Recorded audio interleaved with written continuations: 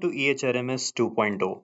Here we are introducing a new feature, Link Officer for Leave module. So Link Officer ensures the continuity of the leave workflow when you're reporting or reviewing or accepting authority official is on leave.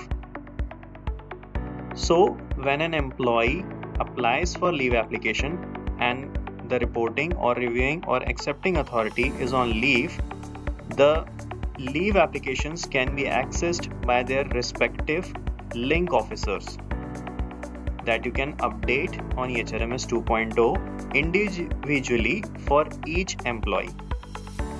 So let me show you on e-HRMS directly how you can update the link officers for each employee. First of all, you will log in and switch your role to the Nodal Officer. Then go to Employee Directory and click on Submit button to see your employees of your office. Then scroll to the right hand side and click on the Action button and select the first option, Update Email. Here you will find the option to update reporting and reviewing. In the same window, you will find this Link Officer option. So when you click here, you will see the officials of your office.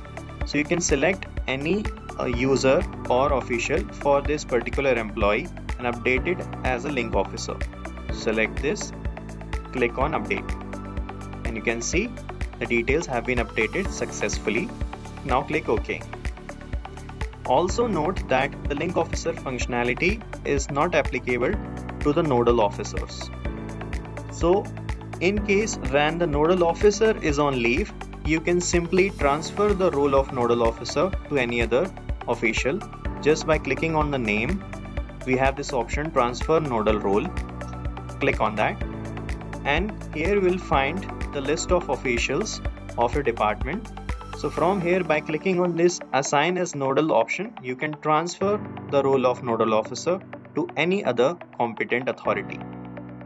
After that, the leave workflow will be continuous even when the competent authorities are on leave. Thank you so much.